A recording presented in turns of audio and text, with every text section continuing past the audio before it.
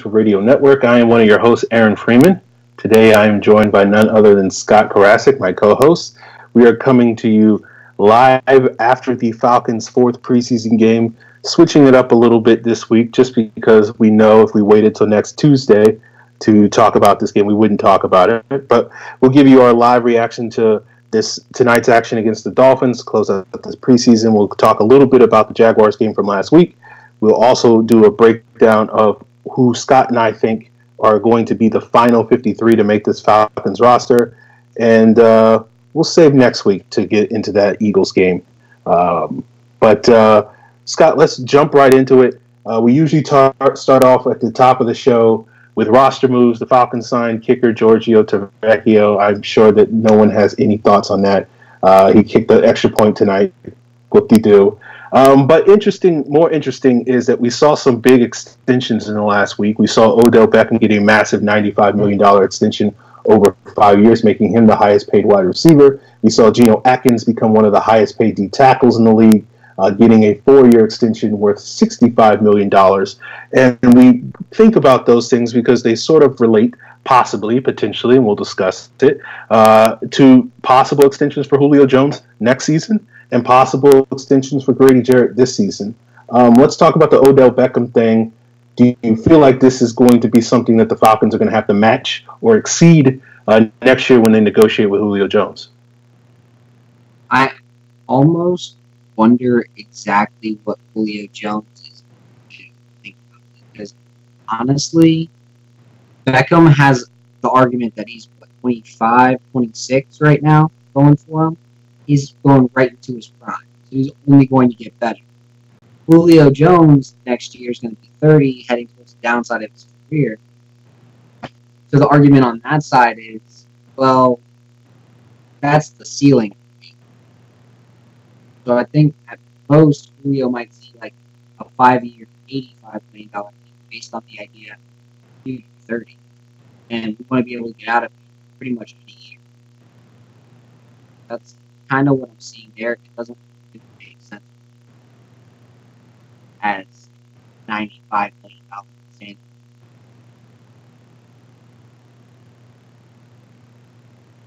Yeah, that makes sense. I'm with you on that. I feel like everybody's been thinking that Julio was going to get, even this summer, was going to get this brand new contract from the Falcons.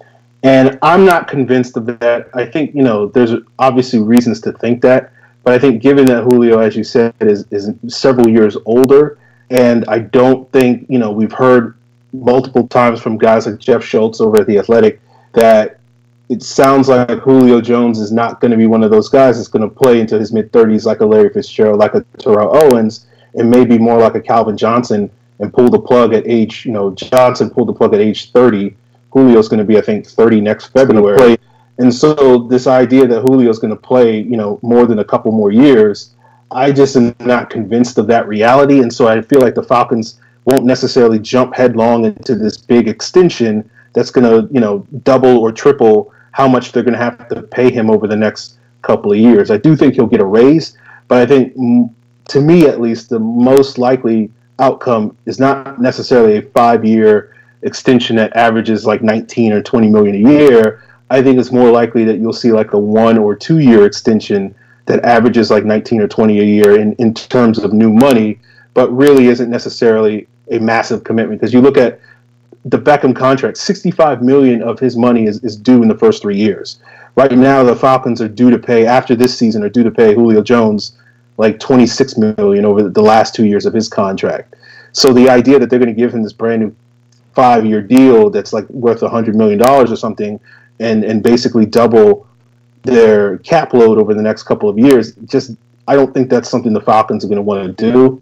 So I feel like this move will certainly raise the cost of Julio Jones, but I think people thinking that next year we're going to see Julio Jones sign this like $100 million deal, I'm not convinced of that. So I think we have to see a wait-and-see approach to see how the Falcons handle it. Let's talk about the Grady Jarrett deal. Now, I feel like we talked about this earlier in the summer and talked about how sort of Jarrett's floor was maybe like 12 or 13 million a year. his ceiling was maybe 16 million a year. We see Geno Atkins get a little bit more than 16 million a year. I feel like that now sort of is setting the floor, given because it's the flip side where Jarrett's in his prime and Geno Atkins is over the age of 30 than this Julio Odell situation. What are your thoughts on that, Sky? I feel like the floor now for Grady Jarrett is about 16 million a year. Really hope it's not that high. God, that sounds so insane, isn't it? I'm hoping that the Falcons are somehow able to negotiate with them and say, you know what, keep both you and Vic Beasley long term. So what we're going to do is we're going to pay you 13, 14 million. We give Vic the same 13, 14 million. We're going to go from there. Both you guys just want to play together. Ever so you guys played college together. Together. You guys have spent the last decade playing together. Let's go ahead and keep that going. Hopefully they can grab away. Just kind of have both people in their part. Okay. $1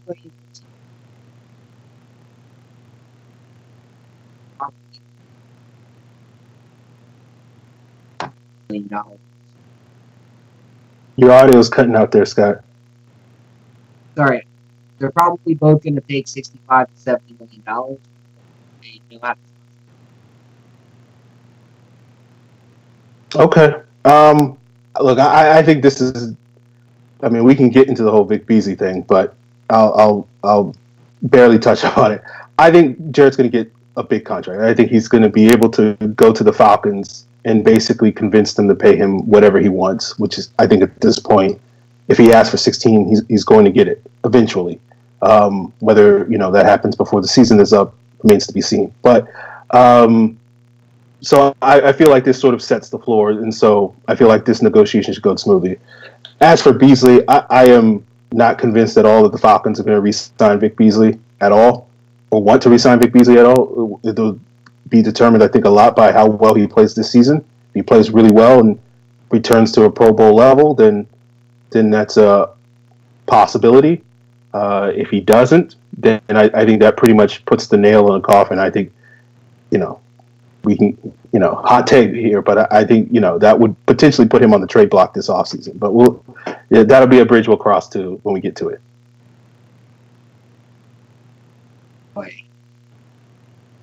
Yeah, we'll definitely cross that bridge when we get to it, because I'm thinking he's a Falcon for life. I think he needs a really strong 2018 season for that to happen. And here's the thing: if he gets like a 7-sack 2018 season, the Falcons still sign him just at a lower value. That's a possibility. Yeah, it's a possibility. Like I think that, long story short, don't take anything I just said in the last 30 seconds as gospel. I think it's a lot of outcomes with Vic Beasley. Sitting here today, I have no idea, but I think a lot of it will depend on how well he plays the season. You could have a great season and make me eat these words. He could have a poor season, and I'll be like, and so I feel like we'll just find out. And again, no hard predictions, just putting stuff out there just to, get some people buzzing, I guess. Let's talk about the Jaguars game. Not a whole lot to say. Not a great performance from the Falcons. We got a couple of mailbag questions from Evan Birchfield. His first one is, I was at the Jags game, and KZ was flying around the field, even opening the eyes of Jags fans in the stands. Considering Allen just resigned and Neil is young, what role will he play long term? I'm kind of thinking KZ's that nickel moving forward.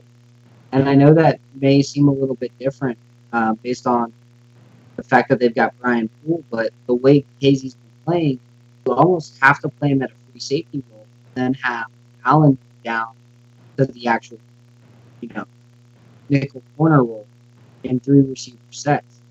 Honestly, he gives you versatility to where if they run those base defense, you can just move Neal into. You can put Neal right in the box, and then have KZ and Allen deep. So why not keep him out there all the time? Play him 45, 50% of the time. Um, yeah, I think Casey's role long term remains to be seen. I don't think there are already sort of firm plans. I think for the next year or so, the Falcons plan to fit him in wherever they feel like he fits best. And I think the versatility that he has means that he can fit in a lot of roles. If they need a slot corner, if Brian Poole goes down and they don't want to put Alfred in the slot, they can put Casey there. If they need a backup free safety to come in, if Allen gets hurt or is struggling, then they could put him there. If they need a guy to replace Keanu Neal, they can do that as well. So I feel like Casey's long-term fit will be determined by what happens over the next couple of years. The big extension that Allen got is a contract that, based off of the terms that have been released so far, is only really guaranteed for 2018 and not guaranteed for 2019. So technically, the Falcons could get out of that contract next offseason. I don't think they will. But I think really the plan probably is for Allen to be the starter for the next 2 seasons. And then when Casey's contract is up after 2019, depending on how well he's played, depending on how well Allen has played over the 2018 and 2019, depending on whether Brian Poole's back, because his contract expires in 2019, I think. So then the Falcons will determine what Casey's long-term future. It could be as the future starter free safety. It could be as a nickel cornerback. It could be as something else. So I feel like, right now Casey's future is up in the air, but I think obviously the arrow is pointing up for him. So I think, being too worried about where does Casey fit in long-term, I don't think needs to be a concern of people. He's locked in for the next 2 years. Allen's locked in for the next 2 years. Poole's locked in for the next 2 years. Oliver's locked in for the next 4 years. Neal's probably going to be locked in for the next 10 years. I think the Falcons secondary is in good shape, and being concerned about the long-term ramifications of that group, specifically at the safety position, is no longer an issue moving forward. Evan's next question is, what do you think of the KZ hit on Marquise Lee? Was it a fluke injury or the outcome due to the NFL helmet rule, or both or neither? Okay, so the injury is not KZ's fault. It's not Marquise Lee's fault. It's not the helmet rule's fault.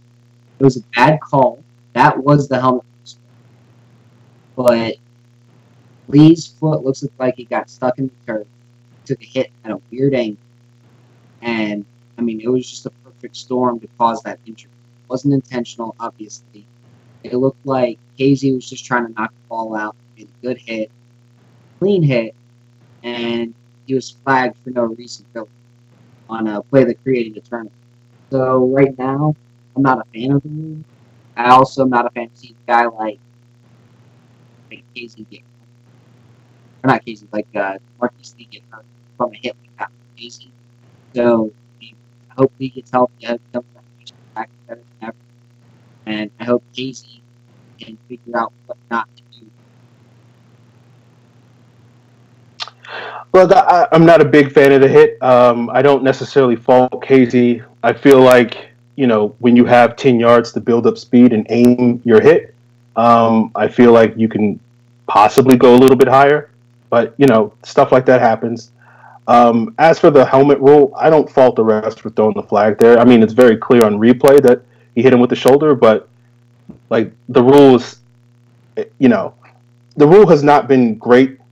Obviously, I feel like, I'm going to already sit here today and tell you right now that I'm not going to be one of those people that are going to sit here and constantly bitch about the rule for the next, 4 months. It is what it is. It's going to screw up games. They're going to miss calls. It's just going to happen.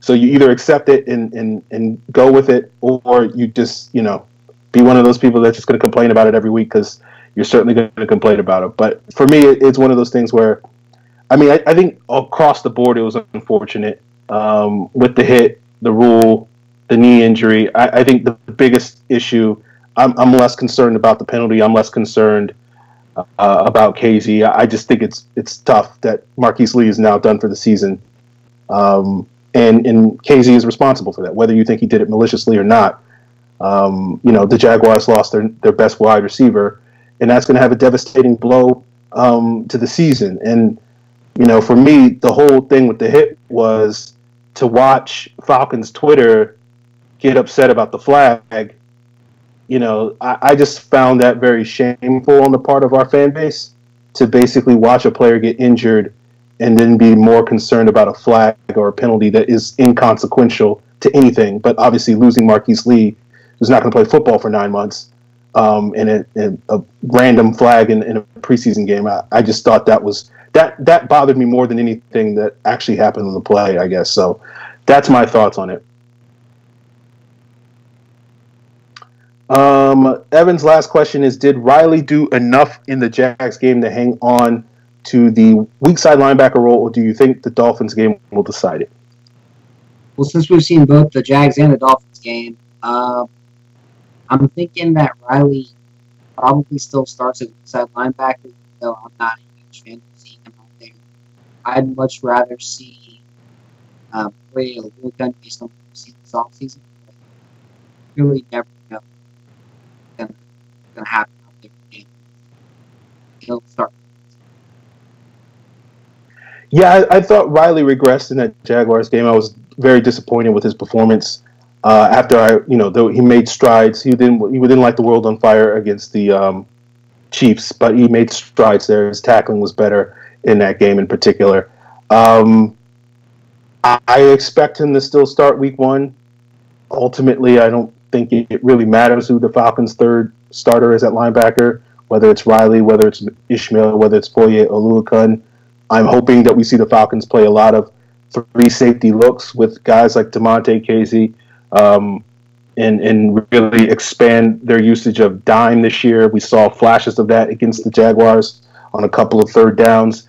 So I feel like the Falcons have options that if they don't feel comfortable with Duke Riley being the starter, then they don't have to start Duke Riley. They don't have to play 3 linebackers.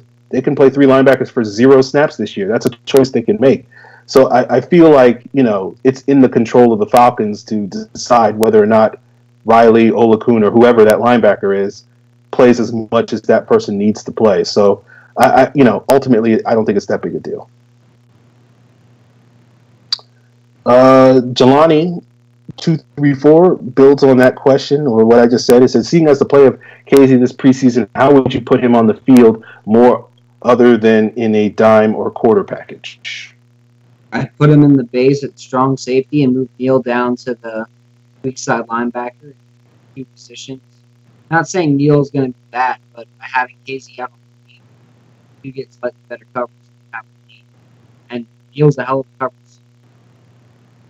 Yeah, look, you can make the case that Keanu Neal's, the best cover guy that's not a cornerback on the team, or at least was last year. So, putting him in the box and putting Casey back there as a safety, or even putting Ron Parker back there, if for whatever reason you want to give Casey a breather or Ricardo Allen a breather, you can do that. So again, going back to what I just said, the Falcons have a lot of flexibility there that they can, use Casey in a lot of ways. They can use him in the slot. They can use him at safety. They can bring him down to the box. He's good against the run to do that as well. So it's got a lot of versatility. The sky is the limit in terms of how the Falcons can use Casey. Yeah, and you can even throw Casey in the slot, put him on a slot receiver, because it's not like he didn't do that in college, and we haven't seen him do that in the pros. So you got to keep having Casey out there and just let Casey make plays. Okay, that's it on the Jaguars game. We'll move on to this Dolphins game. Falcons lost 34-7. That first quarter was extremely rough. Scott was fortunate that he missed a good chunk of that first quarter, the worst of the football. You can say, Scott, even though I know you were bored by the last 3 quarters of that game, they were much better than the first quarter of the game. So you saw the best part. I saw a good portion of all of it because I went back and watched how they failed that first quarter, and that was a bad choice. Just ugly football. Like during the commercial breaks, I caught up and I was like, "This is just ugly football. Why are they playing? Like, why are they even playing this game?" And then I realized I haven't seen like 50 guys out there that are on the Falcons roster, and yeah, all those guys aren't even out there. They were using Jaden Graham most of the game. Like, I'm not really too worried about the Falcons situation or the Falcons roster based on what I saw tonight. Well, Evan Birchfield has a question. We could talk about some of the roster battles, but we're going to talk about who we think make the final roster in this game in a minute. But who impressed you the most in this game? For me, it was Malik Williams. I thought he was I thought Malik Williams, I thought Garrison Smith, I thought really all the D tackles, Smith, Zimmer, and John Cunningham played well. I thought Malik Williams had a really good game. Outside of the Chris Lamons had made a couple of nice plays, but then got beat a couple of times. So for the most part, that was about it. Those are the only guys that really stood out to me. Anybody stand out to you, Scott? I thought Zimmer did great. Big fan of him. The return specialist, there wasn't anything going on. On the negative side, who stood out? Gono did not look great. Benkert showed why I had undrafted grade on.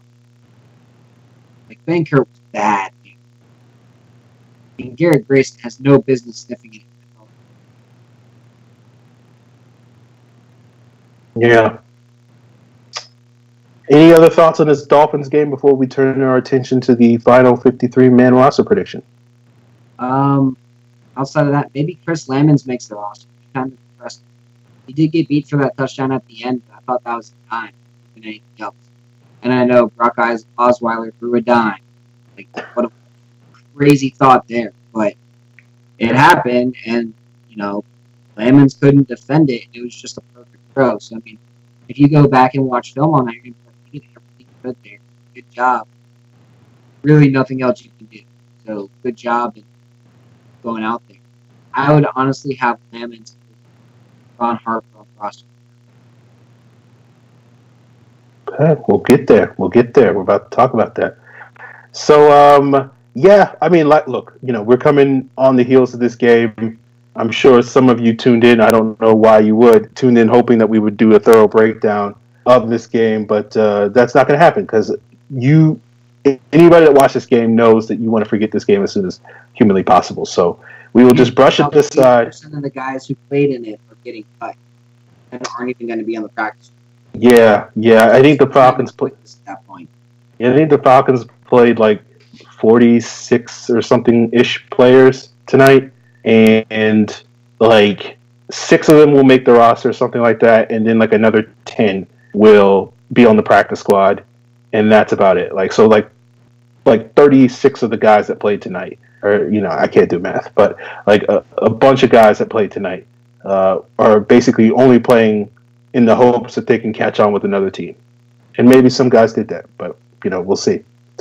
Let's move on to the final roster prediction.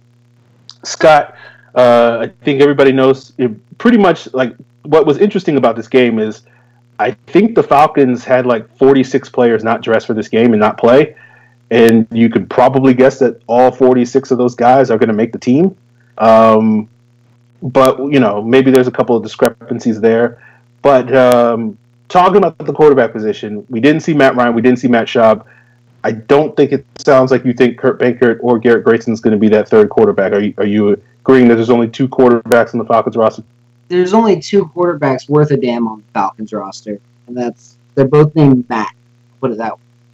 Okay. The others should all be cut. Kurt and Garrett should both go back and learn how to be offensive coordinators at their local high school and become coaches one day because they do not belong in the NFL. They might be smart guys. They might be intelligent dudes who can coach and understand defenses. They have no business throwing footballs with an NFL logo attached to their helmet. Unless it's the preseason.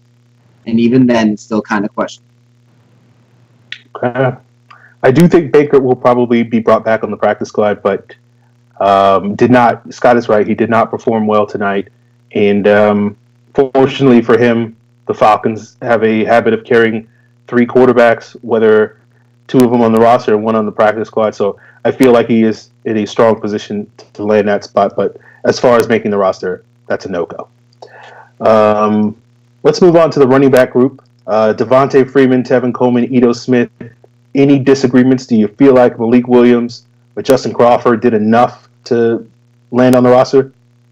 It wouldn't shock me to see Malik Williams make the final roster, just based on what he did today. Because I think Dan Quinn will still want to see someone with some power.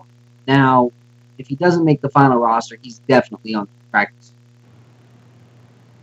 Definitely on the practice. Because you don't just jump over a dude and not get put on practice. Like, I feel like that's the minimum you should get for jumping over a dude on a run. Like, and it wasn't even a run; it was a catch. He caught the ball. That's a hard play. You turn around on the screen, catch the ball, find your block, get there. You see a dude, jump over the dude, and then you get pushed out of bounds. Like, that's a hell of a play. That's the kind of stuff Todd Gurley does and makes SportsCenter. Like,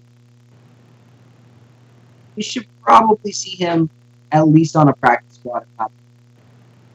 Now, the real question is who starts at fullback, gets that fullback job.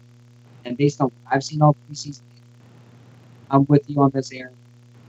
At first, I wasn't. Yeah, we didn't see any action from Ricky Ortiz tonight, so I think that pretty much solidified it. Going back to what I just said, so yeah, I think he's the fullback. I'll be curious to see what the Falcons do with Malik Williams and Justin Crawford as far as the practice squad goes, because Williams really played well. I think Williams has actually outplayed Crawford in most of these games. Has looked better as a running back, and certainly, as Scott alluded to, as a receiver. Now tonight, he's been better as a blocker too. And so, like, to me, the one weird thing is that we haven't really seen Malik Williams play special teams, but we have seen Justin Crawford. So that usually is an indicator that the team likes one guy because they're giving them special teams reps, because if they do make the team at any point, that they're going to have to play special teams. So I'll be curious to see if Williams has done enough where the Falcons will basically say, forget special teams. In this instance, hashtag special teams doesn't matter, and let's keep him on the practice squad over Justin Crawford. So that'll be an interesting choice that we'll find out, I guess, on Sunday. I think they're going to end up keeping both of them, whether they're both on the practice squad, one's on the practice squad. I think both end up making Falcons top 6. Look, I think if Williams isn't with the Falcons practice squad, I think he's certainly played at a level where he will definitely be put on somebody's practice squad. So whether if the Falcons cut him and don't put him on the practice squad, he's definitely going to be on somebody's practice squad. So we'll see how that goes. And I think just the raw power that he can bring makes him worth keeping on the roster. Just for those short run situations. He's built like Julio Jones in terms of his size. Speed-wise, not so much. But he's built like Julio Jones in the other aspects. Yeah. Speaking of Julio Jones, let's talk about the wide receivers. I got 6 guys making it: Julio Jones, Mohamed Sanu, Calvin Ridley, Justin Hardy, Russell Gage, Marvin Hall. Not coincidentally, none of these 6 guys played tonight. Reggie Davis had a very rough performance in this Dolphin game. Do you feel like him or somebody else might push for a 7th spot, or do you feel like one of these 6 guys off on that mark? I think it's pretty obvious what's going to go on there. You're going to see those 6 guys you listed, and then they're going to cut all the other guys. They're going to try and get whoever they can out of their group as a wide receiver 7, wide receiver 8 on the practice squad. Yep. Okay. Yeah. Nothing else to add. I think you're right. I thought Reggie Davis going into this game would be the front runner, but given how poorly he played, I think I'll probably switch to Dontez Bird or maybe Devin Gray. Yeah, let's go with Devin Gray. So I think all 3 of them end up competing for a practice squad spot. I think they'll keep 2 of them. And I'm going to be honest with you. If Reggie Davis catches those balls, that the 3 or 4 that he dropped, he's got 2 touchdowns, easy. On one of those, he had a wide open lane on a 5-yard slant. Couldn't haul it in. He was gone to catch the ball. And then on the other one, he was literally in the end zone, could not catch the damn ball. Like, you can't play wide receiver if you can't receive. Yeah, I mean, look, the one thing you can say about Reggie Davis, he got open a bunch tonight. I don't know how many targets he ended up, but it seemed like he got like 8 targets or something like that. So maybe that goes in his favor with the coaching staff, and they're like, we can teach you how to catch. We can't really. I mean, I'm sure they think they can teach guys to get open too, but you know what I'm saying. Let's move on to the tight end group. 3 tight ends: Austin Hooper, Logan Paulson, and Eric Saubert. Any differences there for you, Scott? I mean, maybe the order, I might say Hooper, then Saubert, then Paulson, but outside of that, it's those 3 guys. Like, I think Saubert by the end of the year is going to see a lot more time. Number 2 tight end, Paulson. But outside of that, I mean, those 3 guys are going to be the roster. Yeah. Offensive line. I feel like of the offensive competitions, I felt like this was the most tightly contested. Looking at, we know the 5 starters. Those are going to be Jake Matthews, Andy Levitre, Alex Mack, Brandon Fusco, and Ryan Schrader. We did not see Ty Sambraila. We did not see Ben Garland. We did not see Wes Schweitzer. I think we all agree that those guys are going to be the top 3 backups. And they've all been performing well in the offseason, or in the preseason. Let's call it what it is. Sambraila's looked very good on the left side against the 2s. Ben Garland has looked good, outside of maybe a couple snaps in the second game. And Wes Schweitzer looks way improved from what he was last year, playing with 1s and 2s. So Schweitzer could potentially challenge for starting role, especially if Dimitri or Fusco come out and they just stink up the joint. I could see a situation where Schweitzer's playing left guard halfway through the season. So having that as depth is nice to have. The real question is who's going to be the 9th offensive. Yeah, I felt pretty confident that Gano and Harlow would make it as 9 and 10 going into the night. With Gano's struggles, I feel that is a little bit of a question mark right now. I still will go with both of those guys making it because I think the team wants to have some young guys worth developing. But, I think that's a little bit more skeptical, particularly with Gano after a pretty gruesome performance against the Dolphins. I still think Gano makes it. I don't think Harlow makes it. I don't think they've seen enough out of Harlow. I don't think Harlow's given enough to where he deserves that roster. Okay. All right. I disagree. I feel like Harlow's pretty safe after a reasonably decent preseason.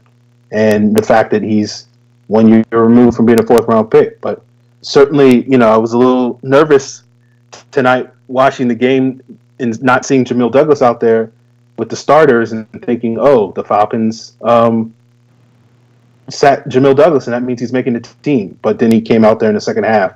But so that sort of made me think that Harlow is pretty safe. But we'll see what happens. Moving on to the defensive side of the ball, looking at the D linemen, looking at the big uglies in the middle, 6 guys or 5 guys potentially that are definite locks is that 6th spot that's up in the air. Grady Jarrett, Jack Crawford, Shelby, McClain, Dejan Sonata, the locks. That 6th guy, I know you were on the Justin Zimmer bandwagon going into the preseason. I'm assuming you're still driving the bus on that bandwagon, right? So between Zimmer and Smith, they have, and I know this is hard to say, but they've been equally great in the preseason. So for me, you can't really pick one. And ideally, I'd rather see both of them make the roster. And I know that kind of complicates things, who plays end, who plays tackle, all that.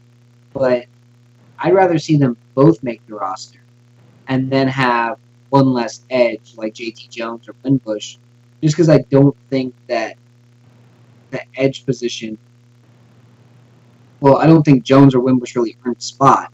But I think when you look at the defensive tackle, you want more rotational defensive tackles, and it gives you that ability to have 3 true defensive tackles, 4 true defensive tackles, 3 true defensive ends, and 3 like end tackle hybrids, 3 true defensive edge rushers.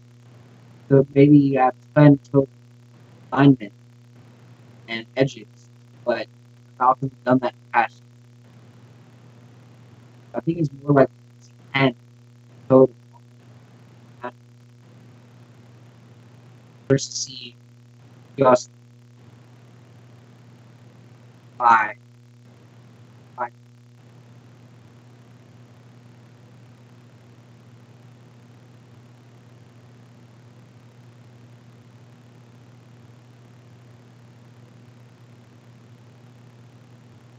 Oh, sorry, Scott. My internet connection was a little slow.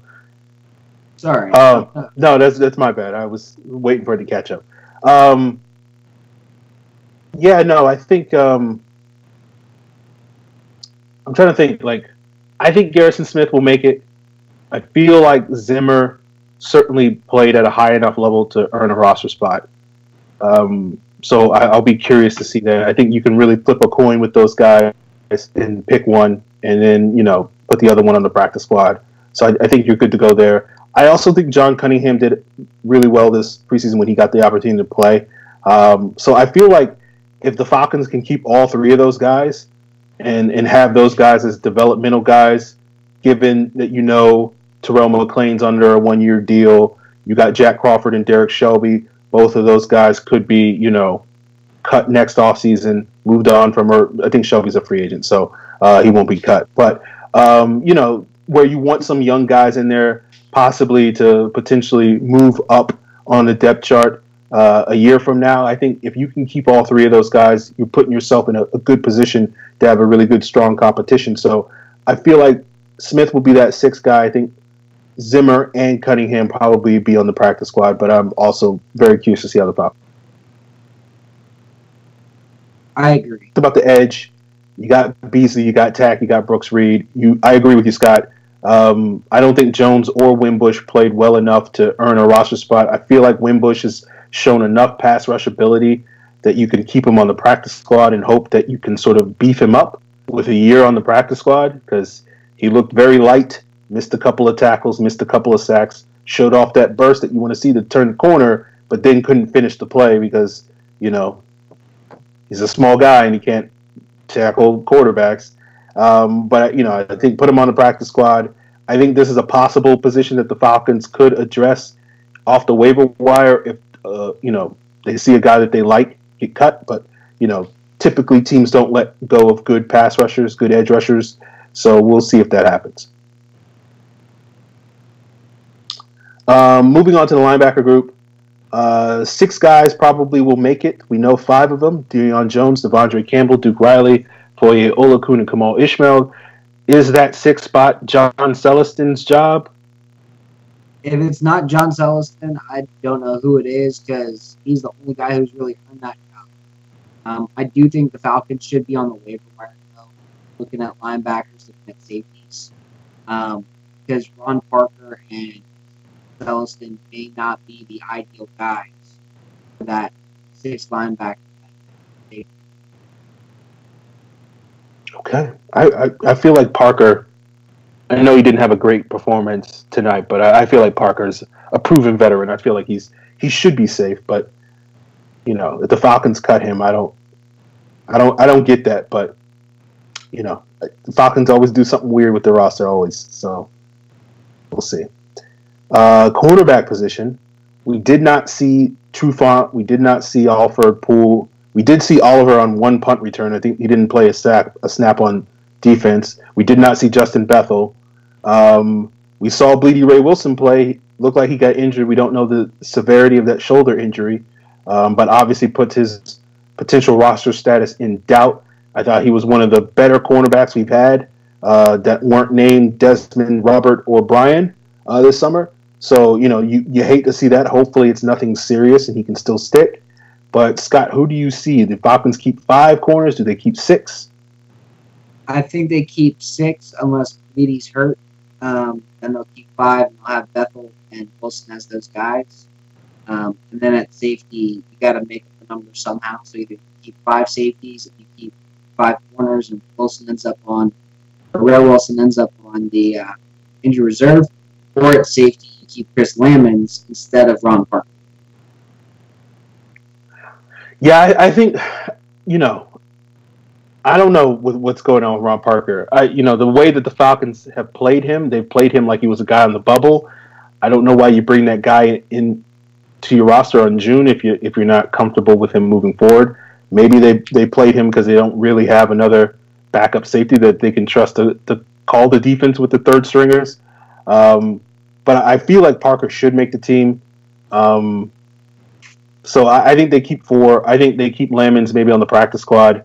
I think he's done some good things, but I don't necessarily know if I would keep him on the roster just because I feel like he's a little redundant when you have Casey, when you have Allen, when you have Poole. I think all 3 of those guys are basically the same player that Lamons is, and I don't know why you need 4 of those guys on your roster. 3, sure, because you're going to play all 3, but the 4th guy I think you can afford to stash on your practice squad. Special teams.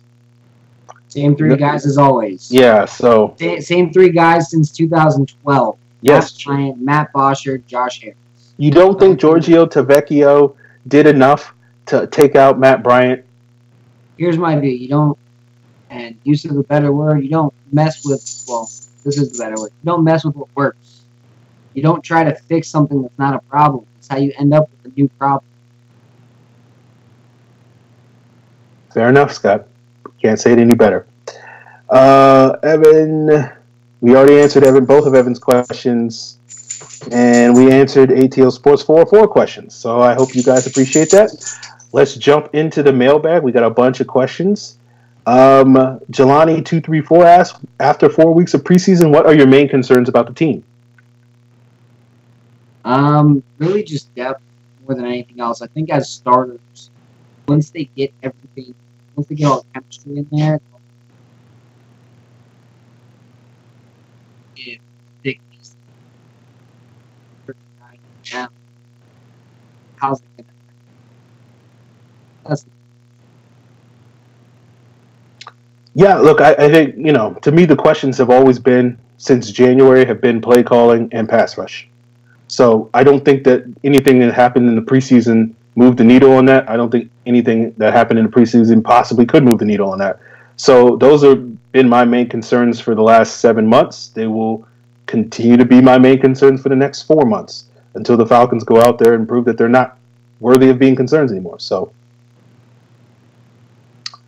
Jelani234's next question is thoughts on the Falcons bringing in another player to push, or I think he means rush the passer.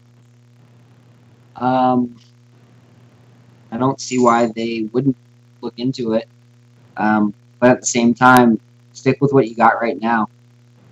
I can't think of, I don't know. I don't think they try to bring in another pass rusher right now, just because there's not really anybody to go get unless they do something ridiculous like trade for Khalil Mack.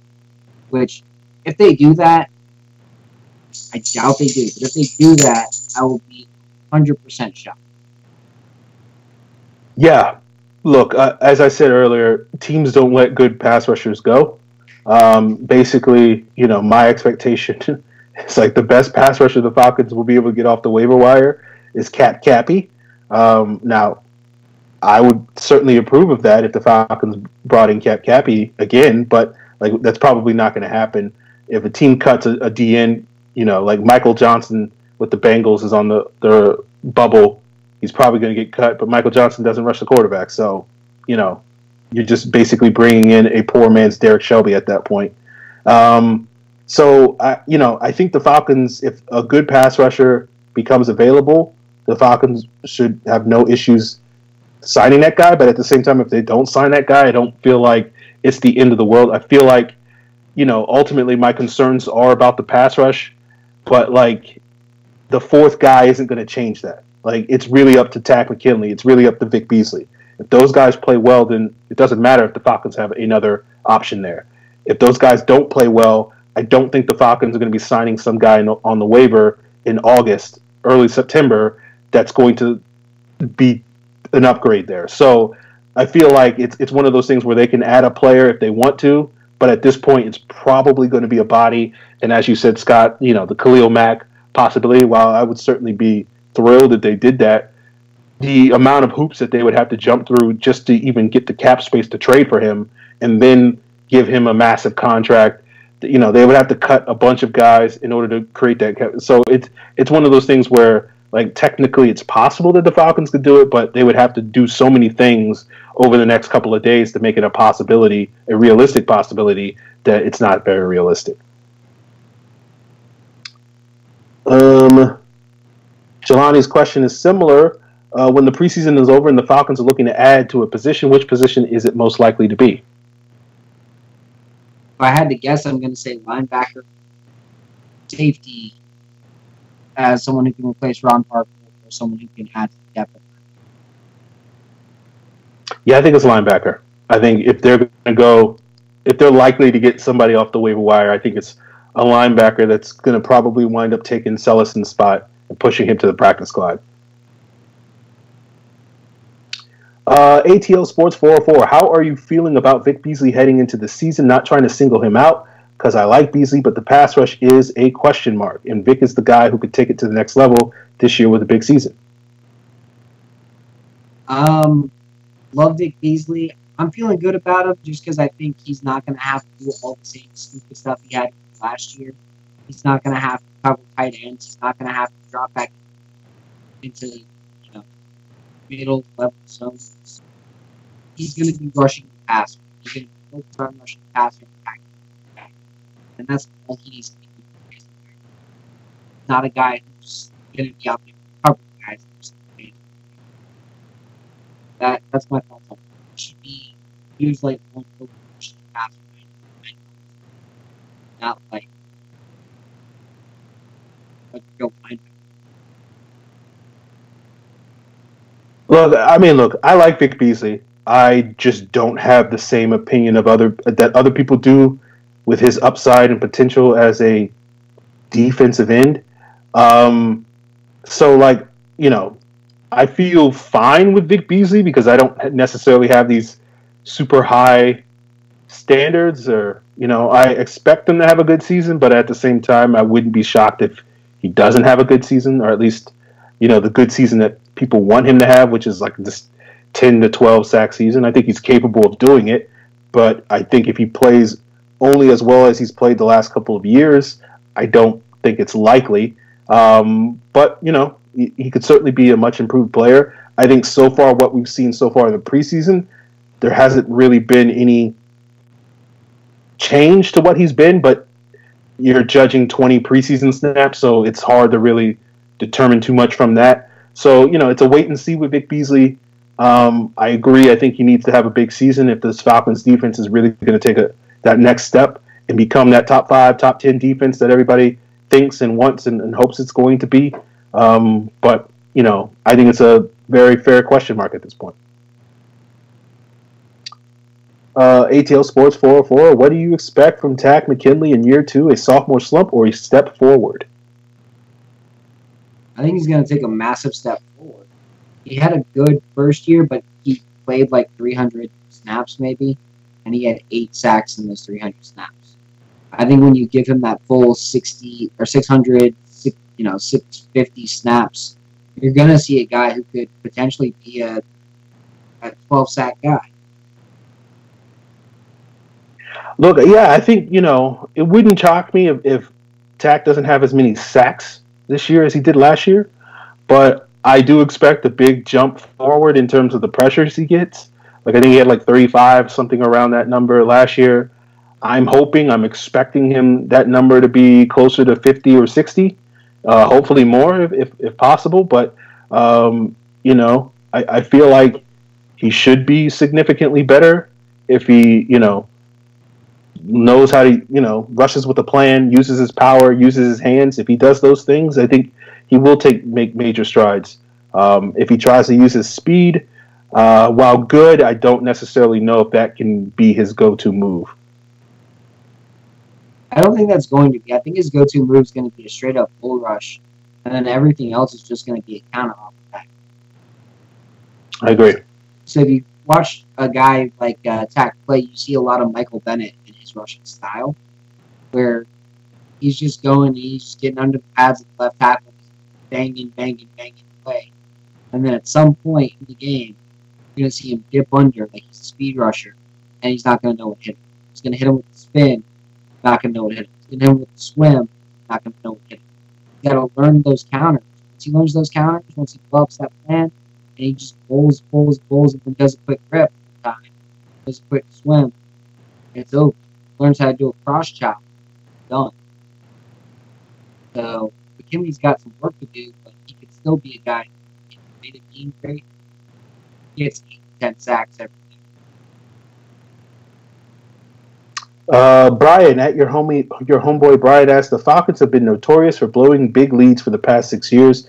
Do you think it's a mental toughness, unlucky bounces, or that we play too conservative with a big lead?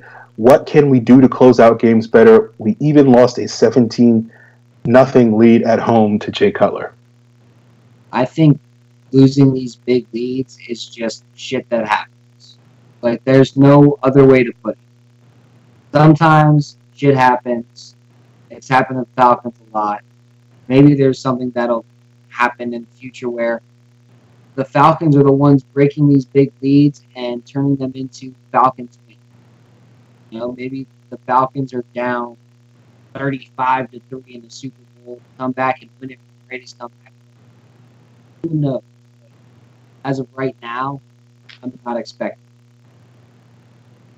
Look, I think it's related to the things we've just been talking about. I think when you have a lead, the way that you typically hold that lead in the NFL is you run the football and you rush the quarterback. I think, the good thing is the Falcons do run the football effectively now, but there was a long time, certainly in the last 4 or 5 years of the Mike Smith era, where they did not run the football very well, and that was a big problem.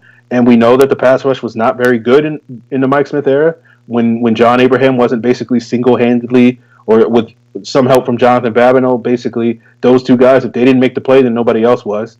And I feel like that's a similar issue now. I think a big reason why they lost the Super Bowl is because the only player that was showing up in that game was Grady Jarrett and to a lesser extent, Dwight Freeney. They got nothing from Vic Beasley in that game. They didn't get a whole lot from the other guys either. So I feel like, when you can rush the quarterback and when teams are playing from behind and they're throwing the football every down, if you can't rush the quarterback, they're going to easily come back and tie up the game. And that's one of the big reasons why the Falcons continually struggle to retain leads. Maybe it has to do with mental toughness. Maybe it has to do with complacency. But I think, I don't think it's a coincidence that we have major questions about the Falcons pass rush and they continue to struggle to hold on to those leads. So I think that's the main issue. If, they have great pass rushers and they continue to blow leads, then we can start really diving deep. Okay, maybe it is a mental thing. But until they get a good pass rush, then they're going to continue to blow leads, in my opinion. Evan Birchfield, who will lead this team in sacks this year? I think it's going to be Vic Beasley. I think he's going to get his shit together and come back and be the guy again. And I think Tack's going to be right behind him. And I think they may have this friendly competition. No, I can smack the quarterback around. No, I can smack the quarterback around. Brady's like, I'm just taking 8. Y'all eat it. I could see a situation where everything clicks for this pass rush. Vic's getting 13, 15 sacks. Tack's getting 11, 12 sacks.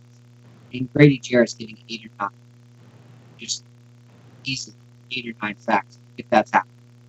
Because if those two guys are killing you on the outside, it means the quarterback has to step up and raise the I mean, engagement's not just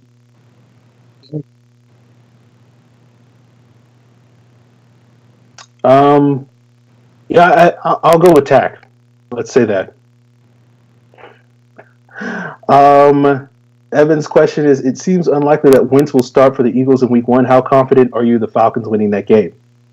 If Wentz starts, not super confident. If Foles starts, I'm a lot more confident because I don't think Foles is very good, and I think the Falcons, especially with Greg Knapp coming in, can sit there and go, all right, well, this is how we should have game planned it the first time. Let's fix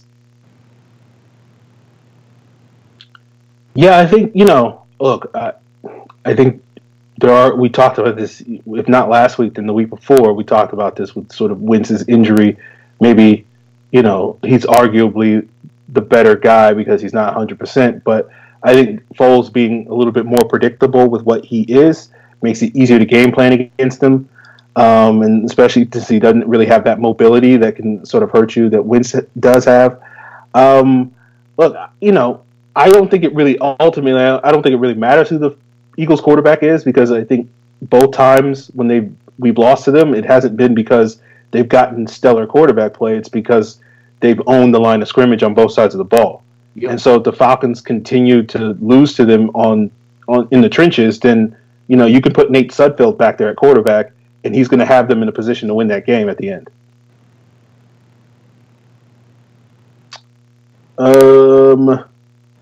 Evan's next question is, the Falcons 2018-2019 breakout player will be blank. I'm going to do one on offense and one on defense. On offense, you're going to have Austin Hooper breakout. I'm thinking 80 catches, 800 yards, 8 touchdowns. Give us a Tony Gonzalez and a many. I think on defense, you're going to see Pat McKinley breakout, that 11, 12 sacks. Although it was really a breakout if he had 8 last year. So in that case, I got to go with someone else. The only other person I can think that can break out is Grady Jarrett, going from his 3 sacks a year to an 8-9 sack season. Yeah, I think, offensively, I want to say Matt Ryan, even though that's not really a breakout because, but in terms of like him being more comfortable in the offense, and if he is, then it's going to have huge ramifications for the rest of the team. So if he does make, improve 20%, 25%, whatever that number needs to be to qualify as that, then you'll see him be that breakout. If not Matt Ryan, if you're not going to count that one, then Calvin Ridley's an easy choice to make there as a possibility. On defense, again, I'm going to pick a guy that most people are going to be like, that guy's already broken out. But like, I think Deion Jones, this is a real opportunity. I feel like Deion Jones, while he has been good in Atlanta, I think has been kind of overrated over the last 2 years. I think he really finished last season strong. And I feel like if he picks up where he, his last 5 or 6 games from last season and plays that way for 16 games, then I really do think all the accolades that he's been getting, he will more than deserve, and he will be legitimately one of the best defensive players in the league. So I feel like if he does do that, then all of a sudden, in addition to any improvements from the pass rush, then you will be legitimately talking about the Falcons having one of the best defenses in the league. Evan's last question is, the Falcons 2018 letdown player will be blank. Ooh, that's tough. I think we're going to put too much expectation into Terrell McClain, and I think he's going to be atrocious. I think we're all going to be kind of disappointed in Duke Riley again, but we're kind of expecting that at this point. And on offense, it's going to be Andy Levitre. Love the guy, but he's got to be getting to the end of his career, and I almost wonder if he's been so much of an Iron Man that now his body can start to break down, and he has nagging injury after nagging injury, and the Falcons are putting someone else in there.